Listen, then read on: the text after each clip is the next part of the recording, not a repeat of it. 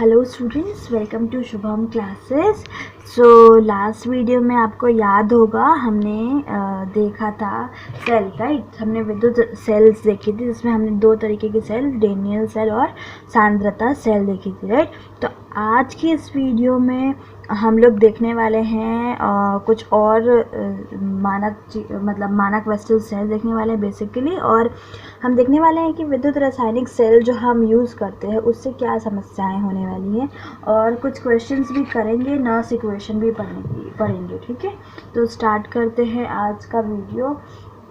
तो सबसे पहले जो टॉपिक है हम कवर करने वाले हैं वो है विद्युत रासायनिक सेल को यूज़ करने में या को यूज़ करने से जो समस्याएं उत्पन्न होती है, या क्या ऐसी समस्याएं हैं जिसकी वजह से हम लोग हमेशा मॉडिफिकेशन की ओर जाते हैं, ठीक है। तो देखिए, तीन समस्या यहाँ पर कोट की गई हैं, यहाँ पर तीन समस्याएं कोट की गई हैं। पहले समस्या ये है, जो कि बहुत इम्पोर्टेंट समस्या है, कि जो हमारा सेल है, जो हमारा डेनियल सेल है या सांद्रता सेल, ठीक है, उसमें हम जो केमिकल यूज़ करते हैं, जैसे आपको याद होगा हमने कॉपर सल्फेट और जिंक सल्फेट यूज़ किया था, राइट, किसमें, डेनियल सेल में। तो उसमें क्या है, सारा खेल तो कॉन्सेंट्रेशन का ही है ना। तो क्या होता है कि सांद्रता का परिवर्तन होता है, जिसकी वजह से क्या होता है, विभव स्थिर नहीं रह पाता है, ठीक है। तो क्या अब आप सोच रहे होंगे कि सांद्रता परिवर्तन होने से विभव स्थिर नहीं रह पाता है, तो उससे क्या फ़र्क पड़ता है। उससे फ़र्क ये पड़ता है, जैसे कि आप कोई जो सेल है यूज़ कर रहे हैं, आप उसको अपनी ट्रांजिस्टर चलाने में, या समझ लीजिए आप अपनी क्लॉक जो वॉच होती है, घड़ी, उसको चलाने में यूज़ कर रहे हैं, या फिर आप सपोज़ करिए कि आप बड़ी सी सेल यूज़ करिए जिससे आप अपना टीवी या इलेक्ट्रॉनिक डिवाइस यूज़ कर सकते हैं, चला सकते हैं। तो इस केस में क्या होगा कि अगर सपोज़ आप अपनी टीवी चला रहे हैं, ठीक है, तो विभव स्थिर नहीं रहने की वजह से क्या होगा, कभी करंट ज़्यादा पहुँचेगा टीवी में, कभी क्या होगा, कम पहुँचेगा, ठीक है। अब ये जो कम और ज़्यादा है, कम और ज़्यादा, ये चलता रहेगा। तो क्या होगा, कम ज़्यादा ऐसे चलता रहेगा। तो जिसकी वजह से क्या होगा, आपकी जो टीवी है, टीवी तो एक प्रॉपर उसको वोल्टेज चाहिए ना, तो वो क्या होगा, कम ज़्यादा होने की वजह से आपके इलेक्ट्रॉनिक डिवाइसेस जो है वो ख़राब होने के चांसेस हैं। तो इसलिए ये एक इसका ड्रॉबैक है, इसकी एक समस्या है, ठीक है। अब दूसरा देखिए, इनकी सेल अभिक्रियाएँ अनुक्रमणीय होती हैं, ठीक है। तो अनुक्रमणीय होने की वजह से भी क्या होता है, इसमें विभव पे असर पड़ता है, और विभव पर असर पड़ेगा तो आपको पता है कि आप डिवाइस यूज़ नहीं कर पाएंगे, है ना। तीसरा है, इसके ताप गुणांक का मान अधिक होता है, ठीक है। अब ताप गुणांक का मान अधिक होने से क्या होगा, अगर सपोज़ कि आप कोई बैटरी यूज़ कर रहे हो, उसका ताप गुणांक ज़्यादा है, तो इसकी वजह से क्या हो जाएगा, सिस्टम जो है वो पूरा गर्म हो जाएगा, राइट। और गर्म होने की वजह से रिएक्शन कैसे भी हो सकता है, राइट, ठीक है। तो कभी जो आपकी मशीन है या जो सिस्टम है जिसमें आपने सेटअप करके रखा है अपना सेल, वो ख़राब भी हो सकता है, राइट। तो ये एक समस्या है, ठीक है। अब हम लोग जा रहे हैं, ये हम लोग ने समस्या पढ़ ली, हमने ये पिछले वीडियो से पूरा कनेक्टेड है। तो जिसने भी वो वीडियो नहीं देखी है, प्लीज़ गो एंड वॉच। उसमें हमने डिटेल में डेनियल सेल और सांद्रता सेल के बारे में डिस्कस किया था, ठीक है। तो आज आगे बढ़ते हैं। आज हम लोग देखने वाले हैं विद्युत वाहक मापन बल, ठीक है, विद्युत वाहक बल का मापन देखने वाले, ठीक है। अब इसको कैसे, विद्युत वाहक बल जो है इसको मापन करने के लिए एक स्पेशल टाइप का सेल बनाया गया, ठीक है। उसका नाम रखा गया मानक वेस्टर्न सेल। क्या नाम रखा गया, मानक वेस्टर्न सेल, ठीक है। इसमें कुछ खास बातें हैं। पहली खास बात ये है कि ये एच आकृति का होता है, जो अल्फ़ाबेट एच होता है ना, ABCD में जो एच होता है उस आकृति का है, ठीक है।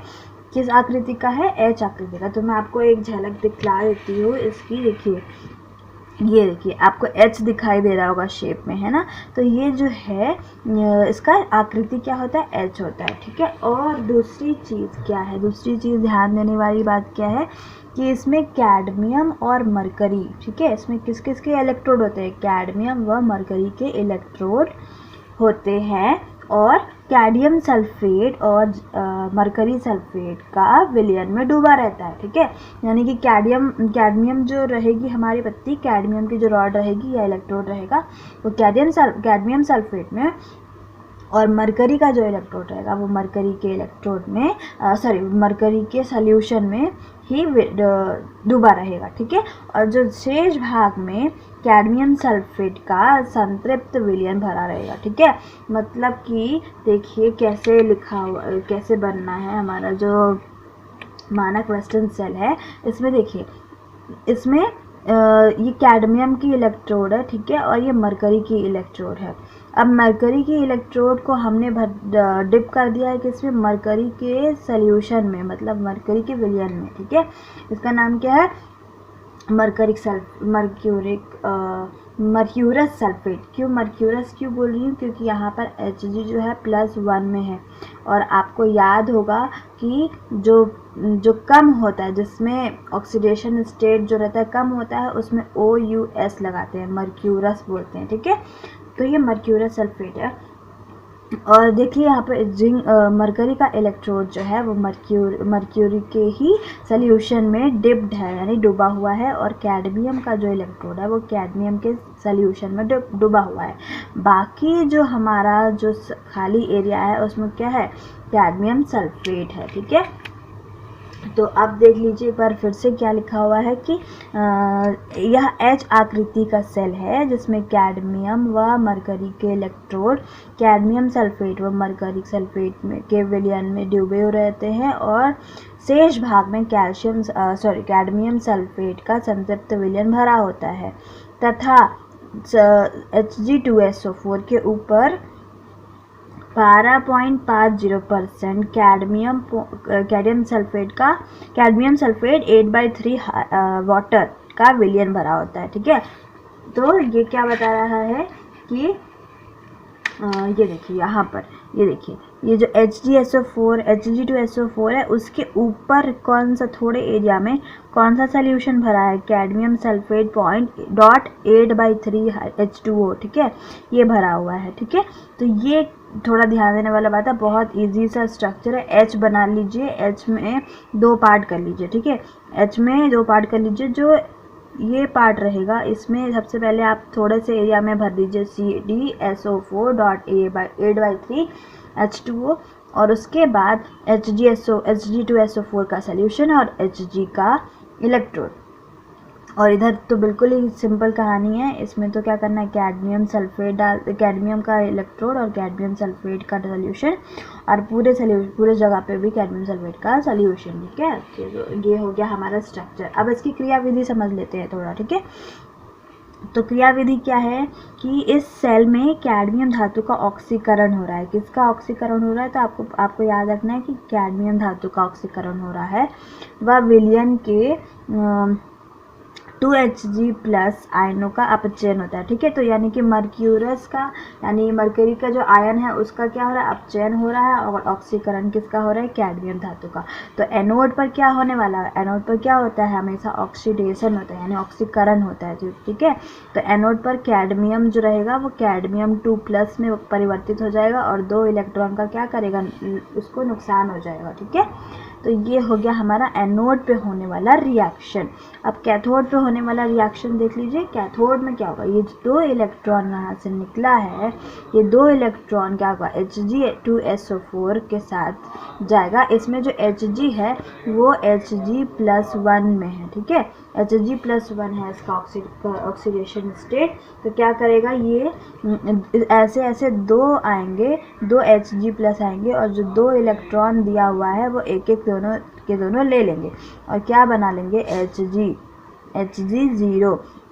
मतलब मरकरी जो मेटल है वो अलग हो जाएगा। तो देखिए इसी प्रकार से क्या हो रहा है, यहाँ पर 2 इलेक्ट्रॉन Hg2SO4 के साथ रिएक्ट करेगा, तो क्या हो जाएगा? 2 Hg अलग हो जाएगा और सल्फेट आयन अलग हो जाएगा, ठीक है।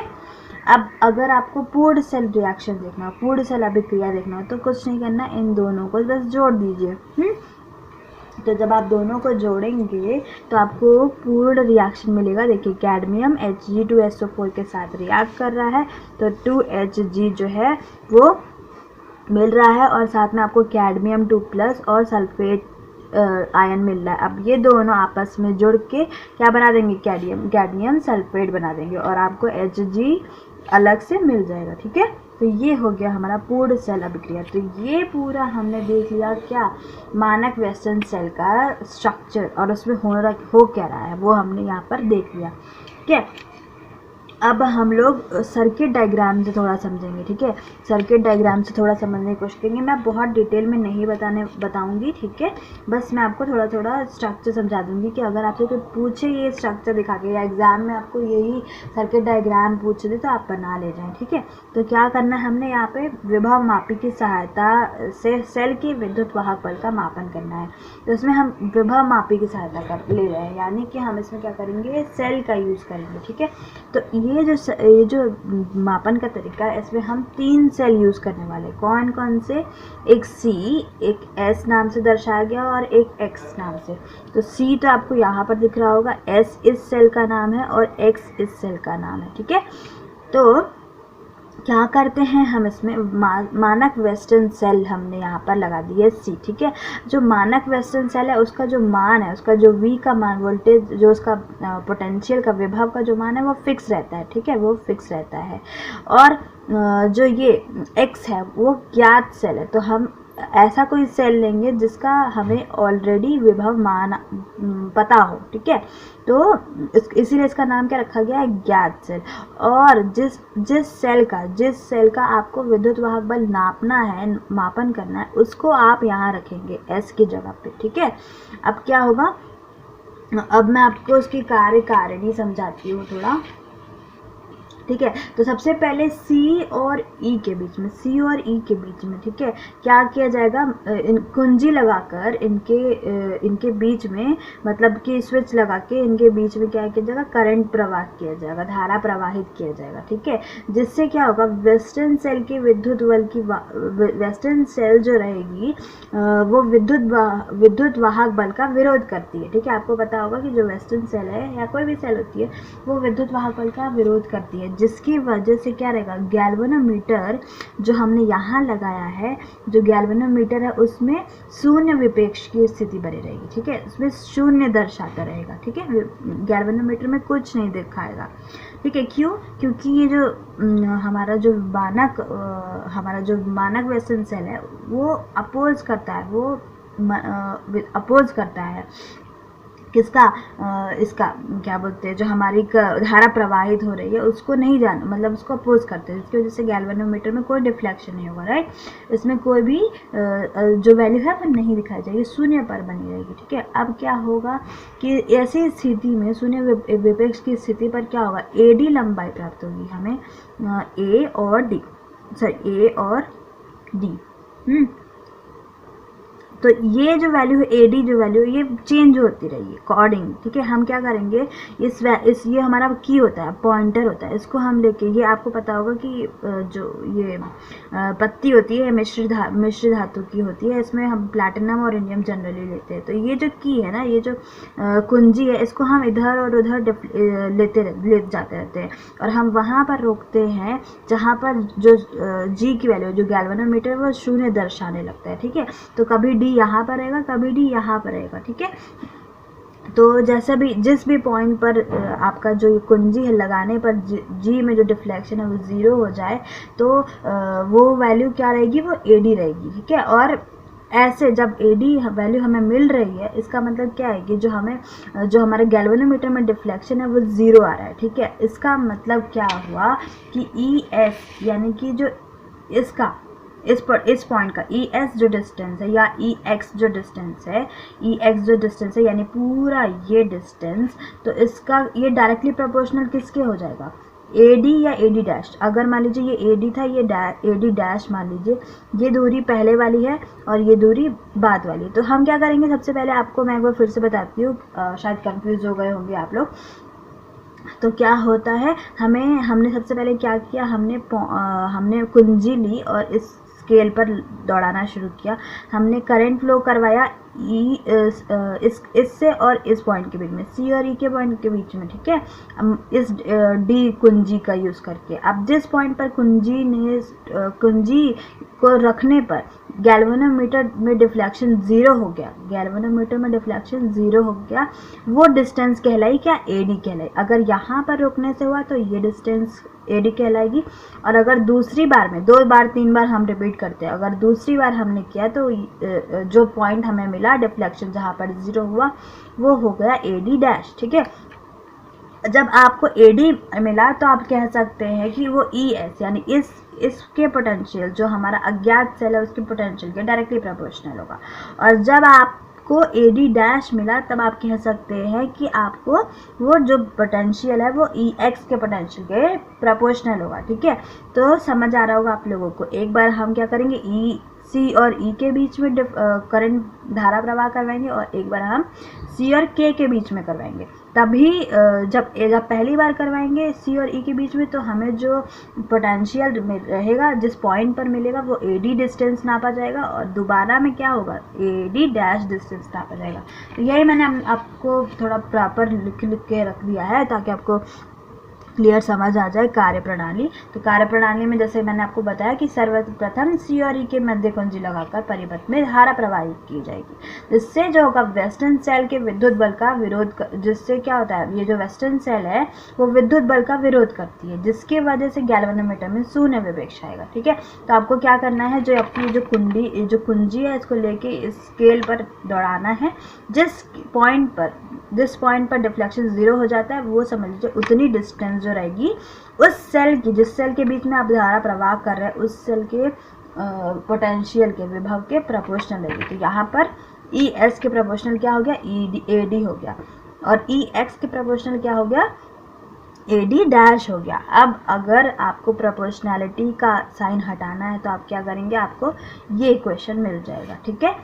ये हमारा बन गया, एक तरीके से मिल गया हमें एक इक्वेशन। अगर आपको एक्स एस का मान निकालना है, एक्स का ज्ञात है आपको, ठीक है, और एडी और एडी डैश जो है आप मेज़र कर लेंगे, नाप लेंगे स्केल से, तो हमें क्या मिल जाएगा, सॉल्व करके हमें ई एस का मान, जो अज्ञात सेल का पोटेंशियल था, विभव था, वो हमें मिल जाएगा, ठीक है। ये हो गया फॉर्मूला। तो आप सभी से रिक्वेस्ट है कि ये फॉर्मूला थोड़ा सा ध्यान से देख लेंगे, ठीक है। अब सेल द्वारा किया गया कार्य क्या है, ठीक है, सेल द्वारा किया गया कार्य क्या है। तो किसी सेल में प्रभावित, आई होप कि आपको दिख रहा होगा, किसी सेल में प्रवाहित आवेश व सेल के विभव का गुणनफल किए जाने पर कार्य के बराबर होता है। तो अगर हमें किसी सेल द्वारा किया गया कार्य यानी W से दिखाते हैं, वर्क किसे दिखाते हैं, W से दिखाते हैं। तो अगर हमको वर्क निकालना हो कि सेल कितना वर्क की है, कितना कार्य की है, तो उसके लिए एक फॉर्मूला आता है और वो बन जाता है NFE सेल, NFE, ठीक है, जनरली NFE बोलते हैं।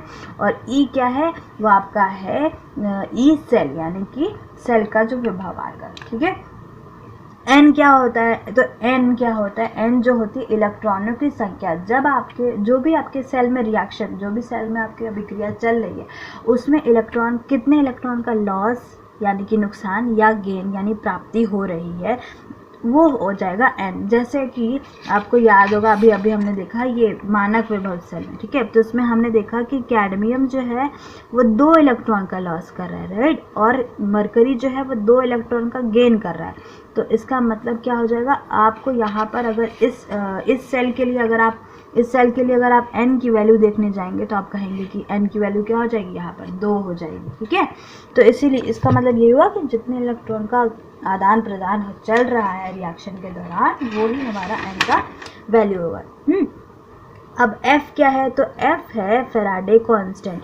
फेराडे कांस्टेंट क्या है भाई, तो फेराडे नाम के एक साइंटिस्ट थे जिन्होंने ये जो हमारा करंट का टॉपिक है इसमें डिस्कवरीज की थी, ठीक है। तो उन्होंने एक कांस्टेंट डिफाइन किया जो कि फेराडे कांस्टेंट कहलाया, और इसका जो मान होता है वो है 96,500 कूलम यूनिट है, ठीक है। तो ये हो गया हमारा फेराडे कांस्टेंट। और ई सेल तो आपको पता है, ई सेल क्या होता है, कैथोड माइनस ई एनोड, ठीक है, ई कैथोड माइनस ई एनोड, तो ये हो गया हमारा वर्क निकालेगा। डब तो एक फॉर्मूला और मिला आपको, क्या मिला, W is equal to NFE cell. ठीक है,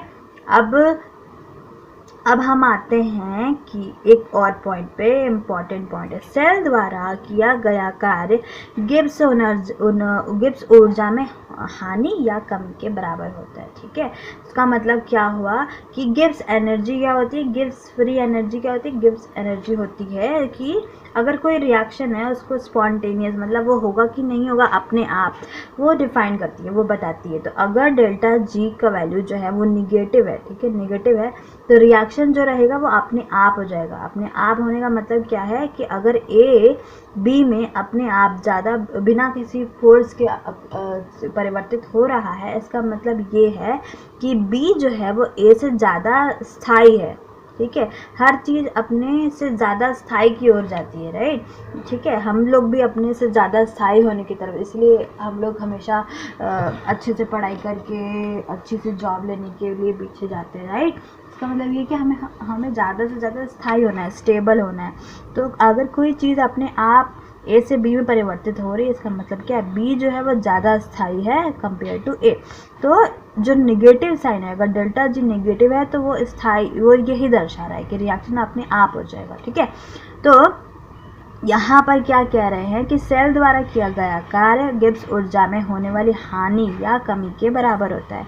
तो इसकी वजह से जो फॉर्मूला बन जाता है वो delta G is equal to -NFE बन जाता है, -NFE सेल। ठीक है, अब मानक गिब्स ऊर्जा क्या हो जाएगा, NFE naught cell. E naught क्यों हो जाएगा, क्योंकि ई नॉट जो रहता है वो स्टैंडर्ड है, वो मानक है, वो फिक्स है, इसीलिए मानक गिब्स ऊर्जा यानी स्टैंडर्ड गिब्स एनर्जी चेंज, उसका क्या फॉर्मूला बन जाएगा, यहाँ पर आ जाएगा ई नॉट। ई नॉट सेल क्या होता है, स्टैंडर्ड, मतलब फिक्स वैल्यू होती है। ठीक है, तो ये हो गया हमारा एक और फॉर्मूला। अब आपको इन दोनों फार्मूला का यूज़ करना पड़ सकता है कहीं भी। ठीक है, जैसे क्वेश्चन आएगा हम लोग डिस्कस करेंगे कि हमें कहाँ यूज़ करना है इसका।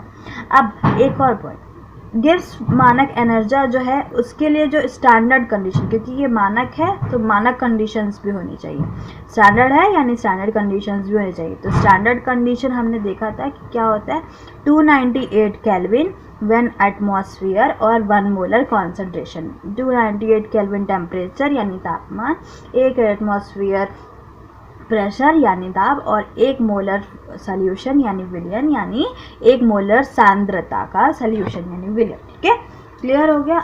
आई होप कि आपको गिब्स एनर्जी तक समझ आ गया होगा। नेक्स्ट वीडियो में हम लोग नर्स इक्वेशन बढ़ेंगे। ठीक है, नर्स इक्वेशन आपको दिख रहा होगा, नेक्स्ट पॉइंट हमारा नेक्स्ट नर्स इक्वेशन ही है। तो नेक्स्ट वीडियो में मिलते हैं। Thank you all, keep watching.